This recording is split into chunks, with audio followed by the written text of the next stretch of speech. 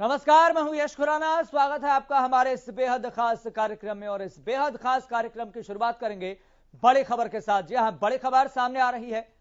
तो बुलडोजर पर सुप्रीम फैसला आ गया है। जहांगीरपुरी में फिलहाल बुलडोजर नहीं चलेगा। सुप्रीम कोर्ट ने कहा अगले आदेश तक यथास्थिति बरकरार रहेगी। तो 2 हफ्ते बाद मामले में अगली सुनवाई होगी, यह बात कही सुप्रीम कोर्ट ने। तो सुप्रीम कोर्ट ने एनडीएमसी दिल्ली पुलिस को नोटिस भेजा है। तो सुप्रीम कोर्ट ने केंद्र दिल्ली सरकार को नोटिस भी जारी किया है। तो जहांगीरपुरी में बुलडोजर पर रोक जारी रहेगी। बड़ी जानकारी हम आपको बता रहे हैं ग्राफिक्स के जरिए। तो बुलडोजर पर सुप्रीम फैसला, अतिक्रमण के खिलाफ कार्रवाई का फैसला किया था। हिंसा में शामिल लोगों की संपत्ति पर कार्रवाई करनी थी। जहांगीरपुरी में फिलहाल बुलडोजर नहीं चलेगा। तो ग्राफिक्स के जरिए बड़ी जानकारी हम आपको बता रहे हैं सुप्रीम कोर्ट ने क्या कहा है। तो सुप्रीम कोर्ट ने कहा अगले आदेश तक यथास्थिति बरकरार रहेगी। 2 हफ्ते बाद मामले में अगली सुनवाई होगी।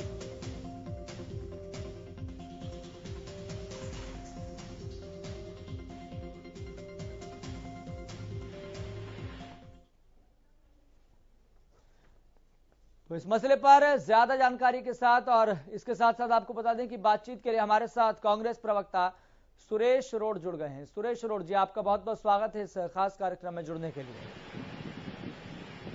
जी नमस्कार। सुरेश रोड जी, आप सुप्रीम फैसले को किस तरह से देख रहे हैं? 2 हफ्ते तक बुलडोजर नहीं चलेगा, किस तरीके से आप देख रहे हैं? देखिए यश जी, न्यायपालिका का कांग्रेस पार्टी ने हमेशा से सम्मान किया है और सरकार से प्रत्येक भारतीय नागरिक अपने जान माल की सुरक्षा भी चाहता है, लेकिन सरकार उसमें फेल होती है। दंगे होते हैं या करवाए जाते हैं और उसके बाद न्यायपालिका, हम ये कहते हैं कि आप दंगों में शामिल कोई भी हो, किसी भी जाति से हो, किसी भी धर्म से हो, उसको बख्शा नहीं जाना चाहिए। कानून को अपना काम करना चाहिए, लेकिन एक संविधान के दायरे में, कानून के दायरे में। अब सुप्रीम कोर्ट ने इंटरफेयर करना पड़ा है, यानी आपको दंगा करवाने तक की जो स्थिति क्रिएट क्यों हुई, इसके लिए भी आप कटघरे में हैं। और उसके बाद जिस तरीके से आपने बस्तियां उजाड़ने का काम किया, घरों को उजाड़ने का काम किया, तो भी आप कटघरे में हैं। ये कांग्रेस पार्टी या विपक्ष नहीं कह रहा, यह भारत का सर्वोच्च न्यायालय कह रहा है। और आपने सुप्रीम कोर्ट के ऑर्डर के 2 घंटे बाद तक सुप्रीम कोर्ट की परवाह नहीं की। यह दुर्भाग्यपूर्ण है। न्यायपालिका का सम्मान करना किसी भी चुनी हुई सरकार का प्रथम दायित्व बनता है, लेकिन अगर लोकशाही न्यायपालिका पर हैवी होगी तो ये आने वाले समय के लिए, आने वाली पीढ़ियों के लिए एक साफ खतरा नजर आ रहा है। देश का संविधान कैसे बचेगा, देश या आने वाली पीढ़ियां कैसे हिंदुस्तान को जिस सपने को संजोकर शहीद भगत सिंह, गांधी जी, नेहरू जी, नेताजी सुभाष चंद्र जी और न जाने कितने आजादी के दीवानों ने अपनी जान पर खेलकर इस देश को आजाद करवाया था, तो उनको नहीं पता था कि 2014 के बाद नफरत के बीज बोने वाले लोगों का राज समांतर तौर पर चुनी हुई सरकार के राज में चलेगा। ये शायद उन्होंने कभी सोचा नहीं होगा। इससे आज प्रत्येक भारतीय, प्रत्येक सच्चा हिंदुस्तानी चिंतित है कि ये हो क्या रहा है। इससे न्यायपालिका चिंतित है। मैं विपक्ष और कांग्रेस से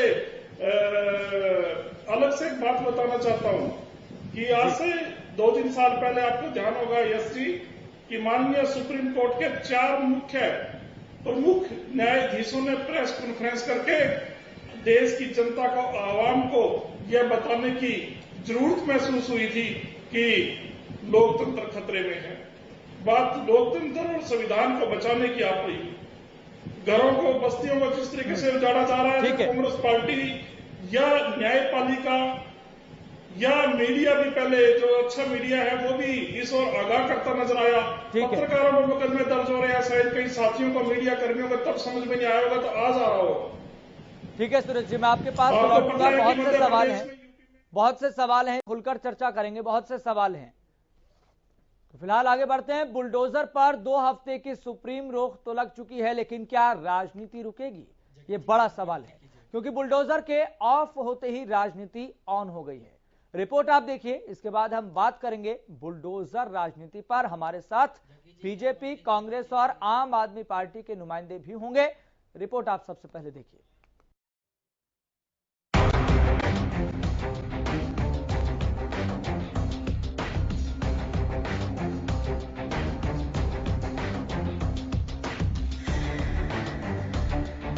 जहांगीरपुरी पर आया सुप्रीम फैसला।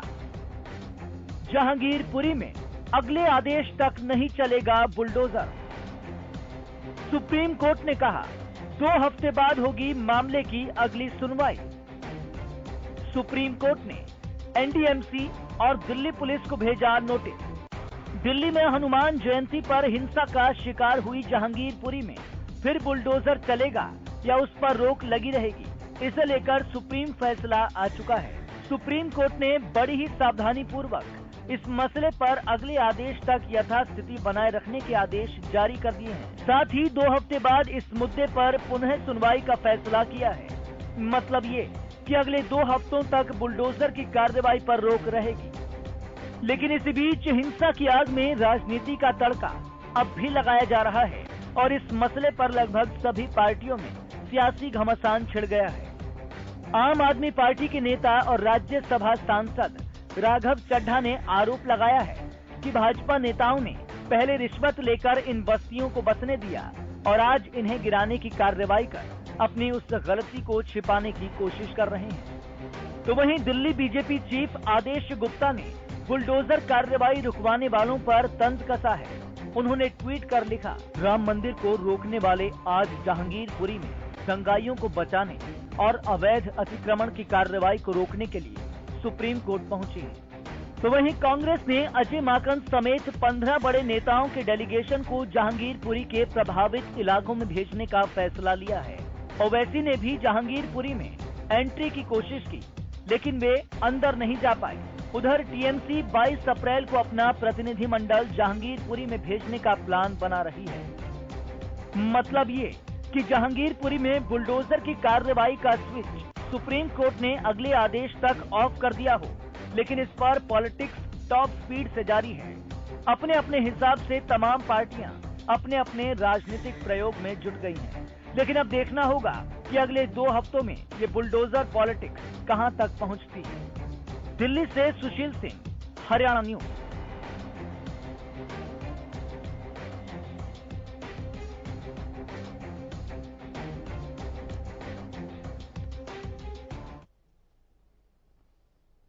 तो बुलडोजर तो रुक गया है, लेकिन क्या राजनीति रुकेगी, ये बड़ा सवाल है। इस मसले पर हम लगातार चर्चा कर रहे हैं। हमारे साथ आपको बता दें कि कांग्रेस प्रवक्ता सुरेश रोड हैं और हमारे साथ इसी मसले पर चर्चा करने के लिए बीजेपी प्रवक्ता प्रवीण अत्रे भी जुड़ गए हैं। प्रवीण अत्रे जी, आपका भी बहुत बहुत स्वागत है इस खास कार्यक्रम में जुड़ने के लिए। फिलहाल सुप्रीम सुनवाई को आप किस तरह से देख रहे हैं? 2 हफ्ते तक बुलडोजर की कार्रवाई पर रोक लग गई है और 2 हफ्ते बाद इस मामले पर अगली सुनवाई होगी। देखिए, जहां तक माननीय सुप्रीम कोर्ट की बात आपने की, माननीय सुप्रीम कोर्ट ने एक आदेश दिया था जिसमें कहा था कि पूरे देश से जो अवैध कब्जे हैं उनको हटवाया जाए। लेकिन जहांगीरपुरी में अगर निगम अवैध कब्जों पे कार्रवाई करता है तो माननीय कोर्ट स्टेटस को कर देते हैं। अब ये विचार तो करना पड़ेगा। जब ये आदेश दिया गया था कि अवैध कब्जे हटाने चाहिए पूरे देश से, तो कहीं से तो कार्रवाई शुरू होगी।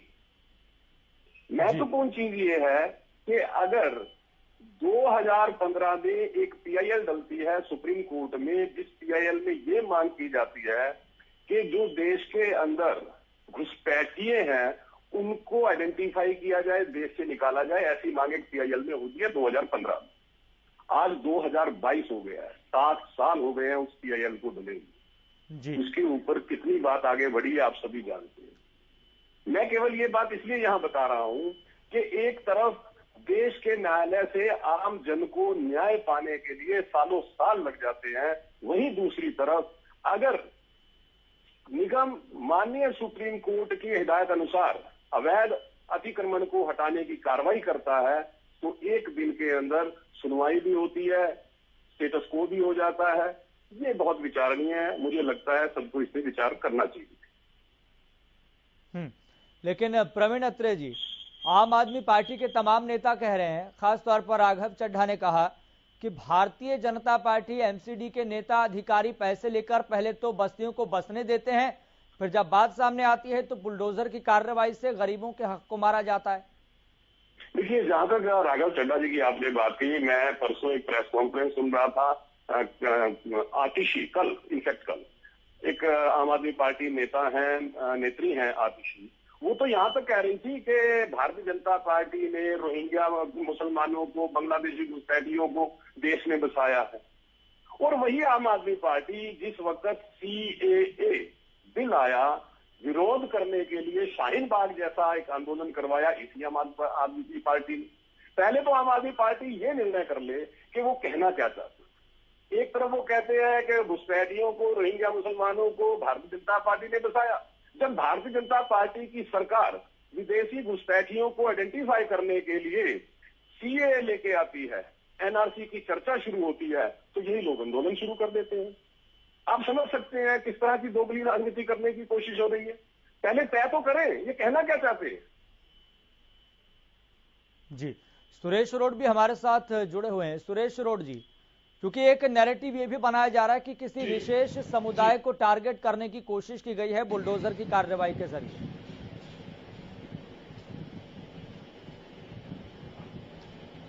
जी देखिए, जहां तक मेरा मानना है, बात आप पार्टी की या बीजेपी की ना होकर बात सरकार और न्यायपालिका के बीच की है।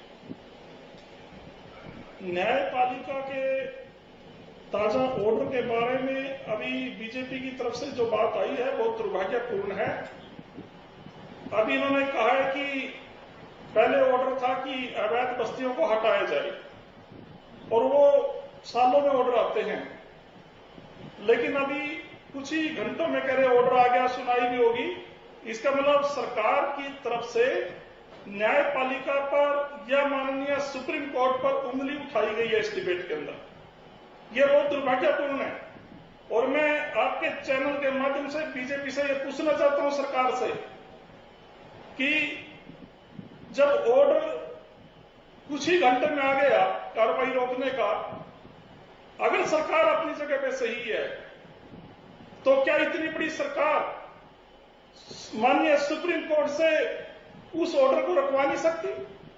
अगर वो ऑर्डर गलत है, इतने AG, AAG, DAG लाखों करोड़ों रुपए की तनख्वाह लेते हैं, इतने बड़े बड़े आप लोगों ने कानून मंत्री बनाए हैं, 5-5 एकड़ के बंगले हैं उनके, मोदी जी की सरकार में जो कानून मंत्री बने बैठे हैं, अगर वो इतनी सी बात नहीं कर सकते कि बस्ती टूटने वाले पीड़ित लोगों को 15 घंटे के अंदर बीजेपी के मुताबिक रात को कोर्ट खुल के ऑर्डर आ जाता है उनकी फेवर में, और सरकार ऑर्डर अपनी फेवर में नहीं ले सकती। अगर कल को विदेशी ताकतों ने भारत के ऊपर हमला कर दिया तो यह सरकार क्या करेगी? इनके पास अपनी कोई नीति, नियत या फिर कोई इनकी कार्य प्रणाली है या नहीं है? यह दुर्भाग्यपूर्ण है देश के इतिहास में। मेरे साथी ने न्यायपालिका के ऊपर उंगली उठाई है। हम ये कहते हैं कि बात राजनीति की ना होनी चाहिए, बस्तियां उजाड़ी गई हैं, बात आप पार्टी की, बीजेपी की नहीं है। खून खून होता है चाहे वो कोई भी हो।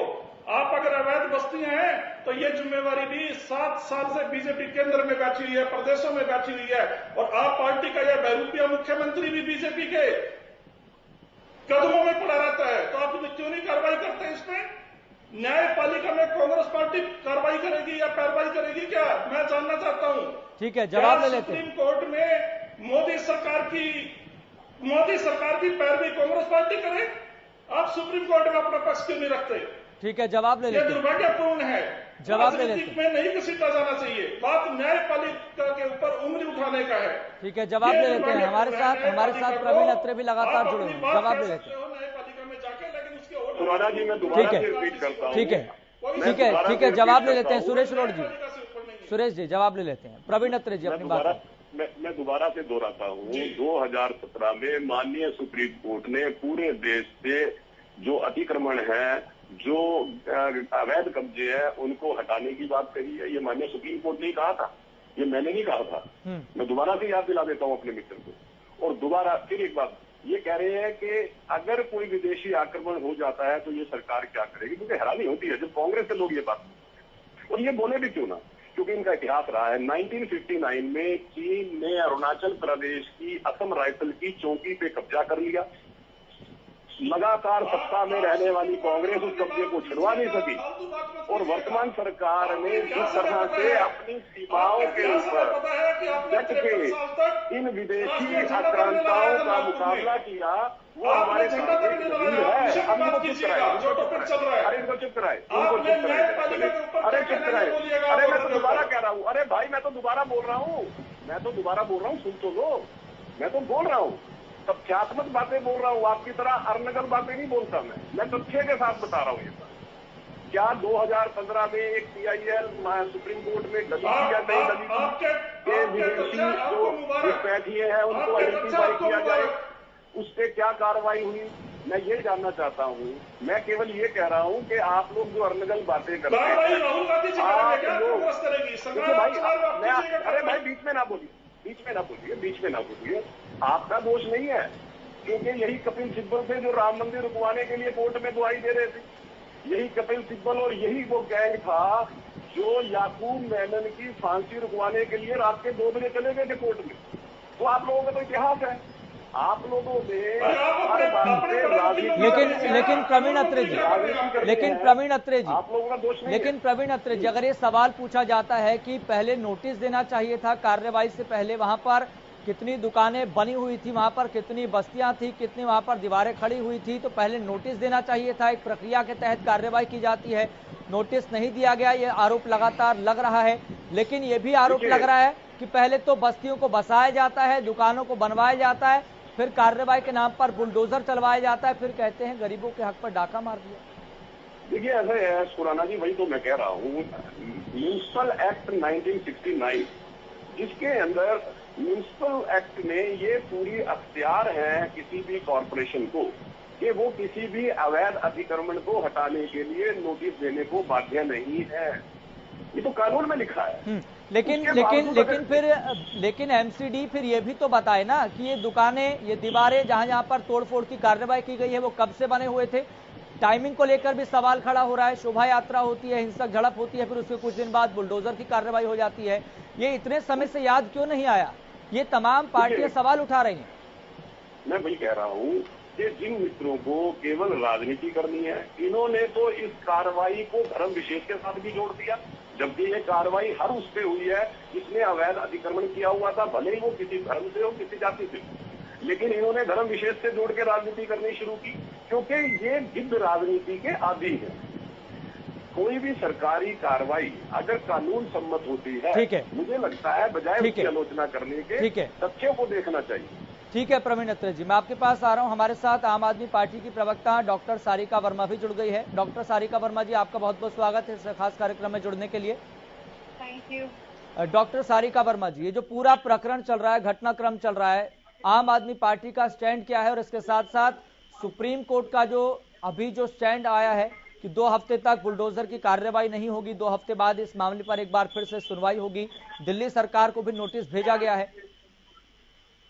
हम बस ये पूछना चाहते हैं भाजपा सरकार से, सरकार आपकी है, MCD आपके अंदर है, पुलिस आपके अंदर है, आपके ही नेता यहाँ पे तलवारें लेके घूम रहे हैं, आपके ही नेता राइट करवा रहे हैं, फिर आप उनको पकड़ क्यों नहीं पा रहे?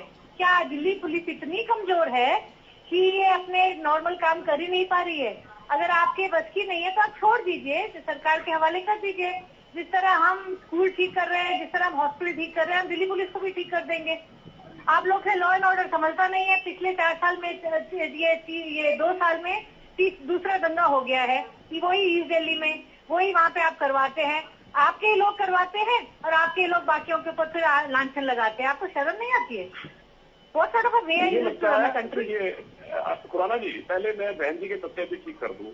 इन्होंने कहा कि आप ही का बोलिए, मैं आपकी बोलने की जरूरत नहीं है। I don't need your interference. BJP के मैं रिक्वेस्ट करूंगी चुप रहे, मेरी और जो होस्ट है उनकी बीच में बात चलती रहे तो बेटर है। बीजेपी के वक्ता बीच में ना बोले, आपका समय खत्म हो चुका है। प्रवीण अत्रे जी, आप प्रवीण अत्रे जी, एक एक करके प्रवीण अत्रे जी, मैं आपके पास आ रहा हूँ। एक एक करके चर्चा बेहतर हो पाएगी, चर्चा बेहतर हो पाएगी। बीजेपी के डॉक्टर सारिका वर्मा जी, डॉक्टर सारिका वर्मा जी, आप अपनी बात रखिए। मैं आपसे रिक्वेस्ट डॉक्टर सारिका वर्मा जी, आप तो अपनी बात रखिए। आप तो अपनी बात ही रख रही हूँ जी। मैं आपसे ये रिक्वेस्ट करूंगी, अगर आप मेरे को अपने चैनल पे बुलाए तो बीजेपी या किसी भी और प्रवक्ता को बीच में बोलने ना दे, वरना आई विल हैंग अप। नहीं, मैं सभी से आग्रह कर रहा हूँ, मैं सभी से आग्रह कर रहा हूँ, मैं सभी से आग्रह कर रहा हूँ, कोई किसी के बीच में ना बोले, चर्चा बेहतर हो पाएगी। आपके लॉ एंड ऑर्डर आपके अंदर है, एमसीडी आपके अंदर है, सरकार आपकी चल रही है, सेंटर में आपका राज है और आप ही दंगे करवाते हैं, आप ही शोर मचाते हैं। तो आप इतने how are you so unfit for governance कि आप अपने ही नाक के नीचे दंगे हो रहे हैं, आपको पता नहीं चलता। बाद में आप आम आदमी पार्टी का नाम लगाते हैं, आपको शर्म नहीं आती है? आप लोगों की जान के साथ खिलवाड़ कर रहे हैं और जनता को सब दिख रहा है। आप एमसीडी इलेक्शंस को पोस्टपोन करके आप ये गन पिलाने की कोशिश कर रहे हैं, दंगे कराने की कोशिश कर रहे हैं, ये आपको बैकफायर करेगा। दिल्ली की जनता बहुत समझदार है और जब भी चुनाव होंगे, चाहे आज करो, 2 महीने बाद करो, 6 महीने बाद करो, दिल्ली की जनता आपको जवाब देगी और एमसीडी में आप बुरी तरह हारेंगे। 15 साल से आपने कूड़े के ढेर बना दिए हैं, अब वो आपको सुधारने के लिए आम आदमी पार्टी ही झाड़ू उठाएगी। ठीक है, जवाब ले लेते हैं। प्रवीण अत्रे जी, अपनी बात रखिए। ये फैसला मेरी बात सुन के जनता तय करेगी कि किसको शर्म आनी चाहिए और किसको नहीं आनी चाहिए। पूर्वी दिल्ली में जो दंगे हुए थे उसका मुख्य आरोपी इस राजनीतिक दल का कार्यकर्ता था, एक स्थापित सत्य है, आम आदमी पार्टी का काउंसलर था। यहाँ पे भी जो जहांगीरपुरी में घटना हुई है, मुख्य आरोपी अंसार इस राजनीतिक पार्टी का कार्यकर्ता है। इस फोटो को पूरे देश में देखा। एक तरफ ये कहते हैं आपकी सरकार है, साहब हमारी सरकार और हमारी एमसीडी है, इसीलिए तो हमने अवैध अतिक्रमण पे कार्रवाई की। लेकिन आप लोग वो हैं जिन्होंने बाकायदा विदेशी घुसपैठियों को बसाने का काम किया और आप ही की पार्टी के कार्यकर्ता हैं वो, चाहे वो पूर्वी दिल्ली का मुख्य आरोपी हो, चाहे वो जहांगीरपुरी की घटना का मुख्य आरोपी अंसार हो। ये तो स्थापित सत्य है। उसके बावजूद जिस तरह से ये आम आदमी पार्टी के प्रवक्ता झूठ बोलने की कोशिश करते हैं, आपने स्कूल सुधार दिए, अरे आपको जानकारी नहीं है बहन जी, 83% जो दिल्ली सरकार के स्कूल में उनमें प्रिंसिपल नहीं है। एक भी नया स्कूल नहीं बनाया दिल्ली सरकार ने। 62% में वाइस प्रिंसिपल नहीं है। आप एक बार कक्षों को देख लीजिए। ये झूठ की राजनीति ज्यादा देर नहीं चला करती। पाखंड लंबा समय उसकी आयु नहीं होती है। आप 3 बातों का जवाब दीजिए कि अंसार आम आदमी पार्टी का कार्यकर्ता है या नहीं है। पूर्वी दिल्ली का मुख्य आरोपी आपकी पार्टी का काउंसलर है या नहीं है, ये बताइए, जनता को पता लगेगा। हमारे साथ सुरेश रोड भी लगातार जुड़े हुए हैं। सुरेश रोड जी। जी यश जी, ये बात किसी के ऊपर आरोप प्रत्यारोप पर ना होकर विषय के ऊपर होनी चाहिए। हमारा कंसर्न सिर्फ ये है कि न्यायपालिका का सम्मान हो और जो बस्तियां या घर उजड़ रहे हैं इस सरकार में, जिसके लिए दोनों सरकारें जिम्मेदार हैं, चाहे आपकी दिल्ली सरकार हो या केंद्र सरकार हो। आप अगर न्याय नहीं प्रदान कर पाते अपने नागरिकों को, हम कब कहते हैं कि आपने समय रहते 7 साल से अवैध बस्तियां पनपने क्यों दी, बसने क्यों दी?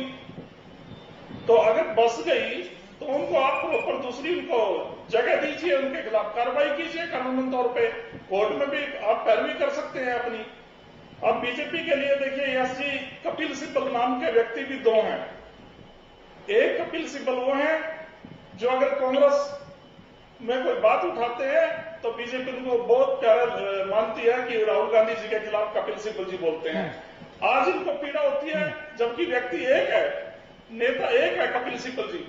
आज कह रहे वो सुप्रीम कोर्ट में चले गए, उन्होंने पैरवी की है पीड़ित परिवारों की। आज इनको वो दुखदाई नजर आते हैं। आप ये फैसला कीजिए कि आपको कैसा कपिल सिब्बल चाहिए। जो कांग्रेस में अगर आवाज उठाता है तो वो वाला चाहिए जो आपको बड़ा प्यारा लगता है, या पीड़ितों की आवाज सुप्रीम कोर्ट में उठाता है वो वाला चाहिए। एक व्यक्ति के इनको 2 चेहरे अगर हैं तो उनमें से इनको एक अच्छा लगता है, दूसरा चेहरा बुरा लगता है। और फिर बात करते हैं कि हम तो तथ्यों पे डिबेट करते हैं।